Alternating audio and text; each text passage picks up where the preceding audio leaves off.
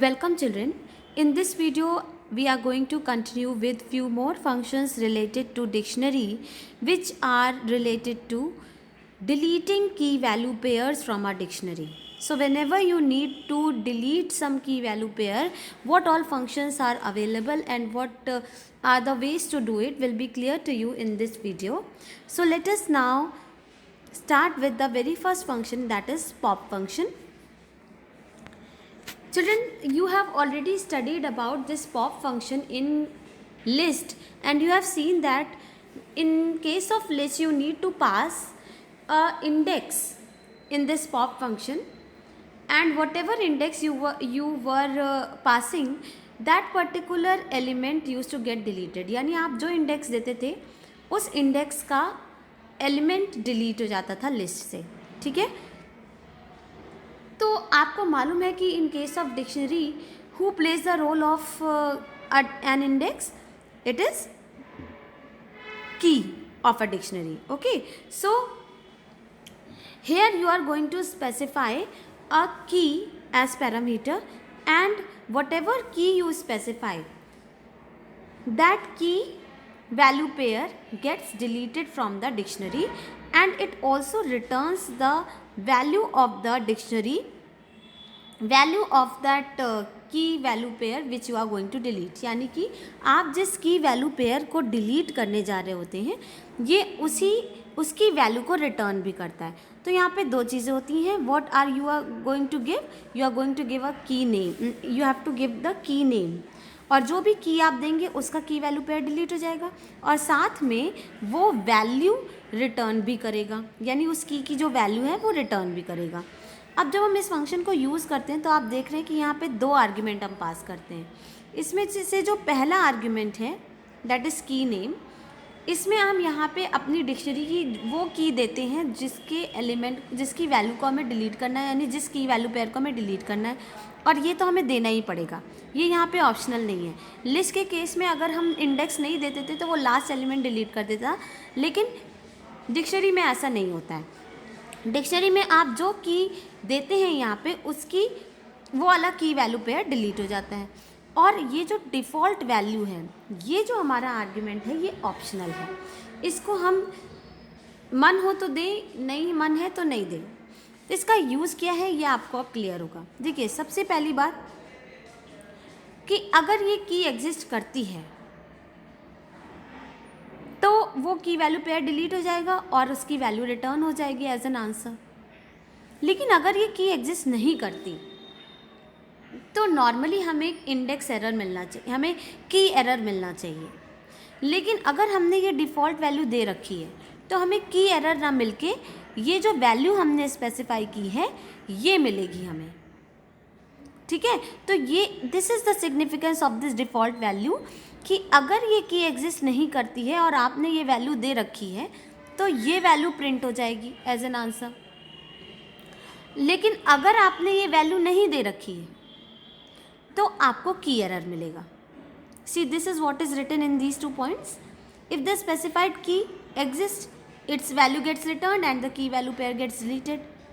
But if the key does not exist, then the specified default value gets returned.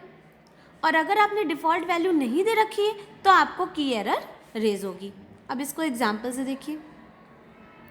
ये मेरी एक dictionary है, ठीक है, और मैंने सबसे पहले d.pop लिखा और कुछ भी पास नहीं किया. तो यहाँ पे देखिए मुझे एरर आ गई. क्यों? क्योंकि जब डिक्शनरी के केस में आप पॉप फंक्शन यूज़ करते हैं तो आपको एक की पास करनी ही पड़ेगी. आप लिस्ट के जैसा नहीं कर सकते. लिस्ट में अगर हम इंडेक्स नहीं देते थे तो वो लास्ट एलिमेंट डिलीट करता था, लेकिन इसमें ऐसा नहीं होता है. ठीक है, तो यहाँ पे ये बात याद रखिएगा कि अगर आप पॉप फंक्शन यूज़ कर रहे हैं तो आपको की नेम तो देना पड़ेगा. देखिए, हमने जब दिया तो हमारा टू सीता डिलीट भी हो जाएगा और साथ में सीता रिटर्न भी होगा. क्यों? क्योंकि ये डिलीटेड की वैल्यू पेयर की वैल्यू रिटर्न करता है और साथ में की वैल्यू पेयर को डिलीट भी कर देता है. ठीक है, अब देखिए मैं क्या कर रही हूँ. मैंने एक की दी 6, लेकिन 6 की मेरी इस डिक्शनरी में एग्जिस्ट नहीं करती. तो दो चीज़ें हो सकती हैं. अगर मैंने डिफ़ॉल्ट वैल्यू दे रखी है तो डिफ़ॉल्ट वैल्यू प्रिंट हो जाएगी, देखिए हो गई। लेकिन अगर मैंने डिफ़ॉल्ट वैल्यू नहीं दे रखी, देखिए मैंने पॉप में 6 दिया लेकिन इस बार डिफ़ॉल्ट वैल्यू नहीं दी, तो देखिए मुझे की एरर आ गया। तो अगर आप इस की एरर को प्रिवेंट करना चाहते हैं तो आप यहाँ पे एक वैल्यू स्पेसिफाई कर दो। डिलीशन दोनों ही केस में नहीं होगा क्योंकि की है ही नहीं, तो की वैल्यू पेयर कैसे डिलीट होगा। लेकिन रिजल्ट क्या आएगा, अगर आपने ये डिफ़ॉल्ट वैल्यू दे रखी है तो default value will be the answer, otherwise की एरर विल बी रेज्ड।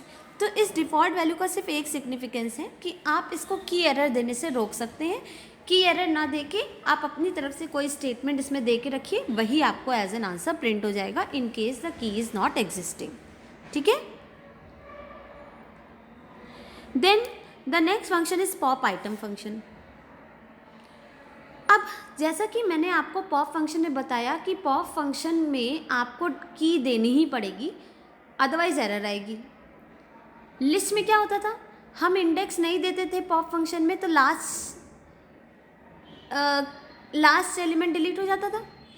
ये काम यहाँ पे पॉप आइटम करता है, इसीलिए आपको पॉप फंक्शन में की देनी ही पड़ती है क्योंकि लास्ट की वैल्यू पेयर को डिलीट करता है यहाँ पे पॉप आइटम। तो आपने अपनी डिक्शनरी में जो last key value pair insert किया होगा, पॉप आइटम उसे डिलीट भी करता है और साथ में उसकी की और वैल्यू को एक टपल में रख के रिटर्न भी करता है। तो देखिए आपको क्या होगा, यहाँ दो काम होंगे। फर्स्ट ऑफ ऑल दिस की value pair will be deleted, ठीक है, और आप यहाँ पे चॉइस नहीं है आपके पास, pop item will delete the last key value pair only.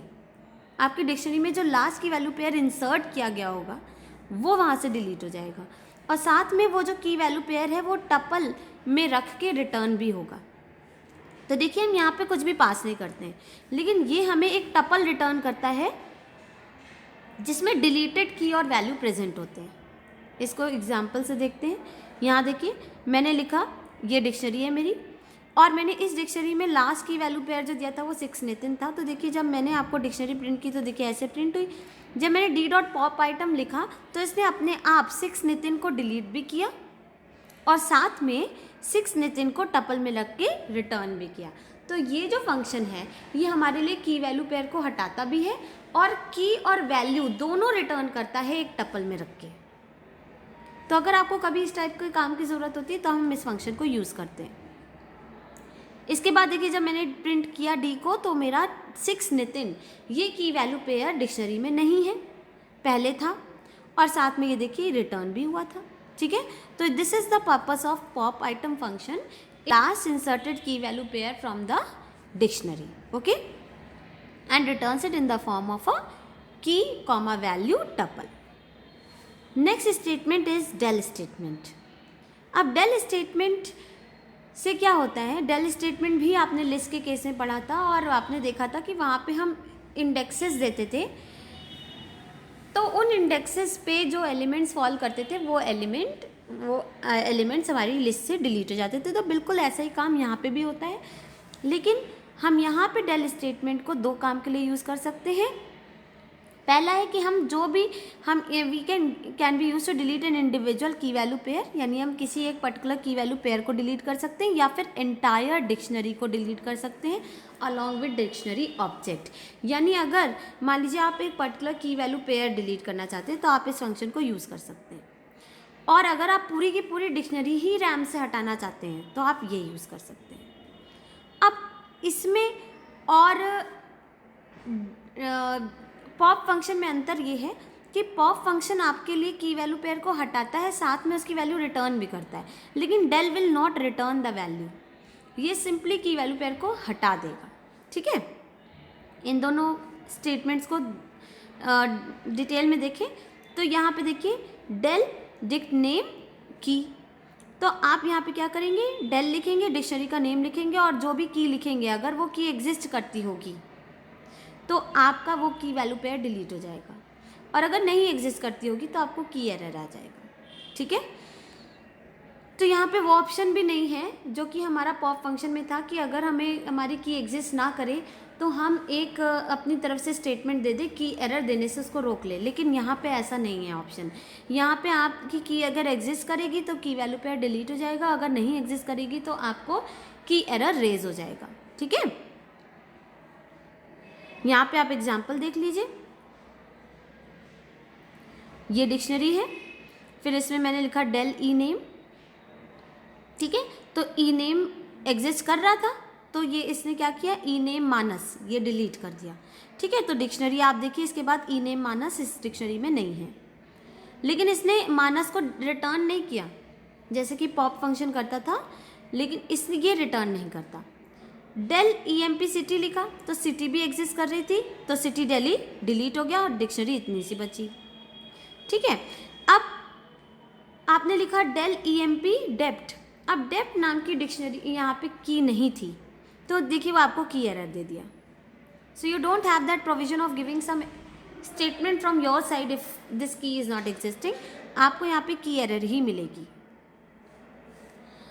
अब दूसरा देखिए del dict name. Dict name मतलब आप डिक्शनरी का नेम ही लिख दीजिए डिक्शनरी डेल के साथ। उस केस में आपकी पूरी की पूरी dictionary along with all its key value pairs will be deleted from the RAM, यानी कि पूरी डिक्शनरी रैम से गायब हो जाएगी। और अगर आप इस स्टेटमेंट के बाद डिक्शनरी के ऑब्जेक्ट को यूज़ करने की कोशिश करेंगे तो वो आपसे कहेगा नेम एरर, आपका ये वेरिएबल अनडिफाइंड है। इसको एग्जांपल से देखिए, ये डिक्शनरी थी, मैंने डेल ई एम पी लिखा तो कुछ रिटर्न कुछ नहीं हुआ, सिंपली मेरी डिक्शनरी अब रैम से गायब हो चुकी है। उसके बाद मैंने अगर प्रिंट ई एम पी लिखा तो ये मुझे नेम एरर दे रहा है, कह रहा है कि name E M P is not defined. इसका मतलब कि अब रैम में इस नाम की कोई डिक्शनरी एग्जिस्ट ही नहीं करती है। तो अगर आपको इस तरीके का काम हो कि आपको डिक्शनरी पूरी की पूरी गायब कर देनी है रैम से, तो उस केस में आप डेल के साथ डिक्शनरी का नेम लिखते हैं। ठीक है, लास्ट फंक्शन हमारा है क्लियर फंक्शन, जिसके हेल्प से हम डिक्शनरी के ऑब्जेक्ट को तो रिटेन कर सकते हैं एज एन एम्प्टी डिक्शनरी, लेकिन सारे की वैल्यू पेयर्स ये डिलीट कर देता है। तो ये एक ही बार में सारे की वैल्यू पेयर डिलीट कर देगा और आपकी डिक्शनरी एक एम्प्टी डिक्शनरी के जैसे बची रह जाएगी।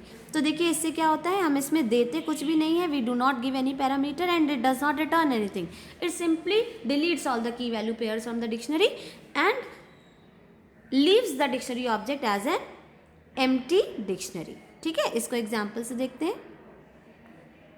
ये देखिए मेरी ये डिक्शनरी EMP है, इसमें इतने सारे की वैल्यू पेयर है। जब मैंने EMP डॉट क्लियर लिखा तो इसके सारे की वैल्यू पेयर्स डिलीट हो गए, और मैंने जब प्रिंट EMP किया तो मुझे एरर नहीं आई, यानी कि dictionary is still existing but it is existing as an empty dictionary which says that you have deleted all the key value pairs but you have retained the dictionary object as an empty dictionary. ठीक है, तो अब यहाँ पे देखिए del के साथ जब आप डिक्शनरी का नेम लिखते हैं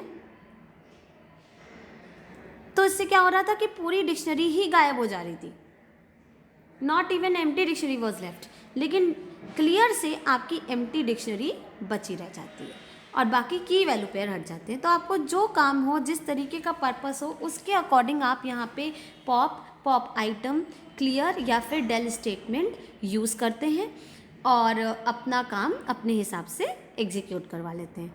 so I hope these functions must be clear to you. Just go through all the screenshots very carefully once again to remove any kind of confusions, because these functions are somewhere related and somewhere different.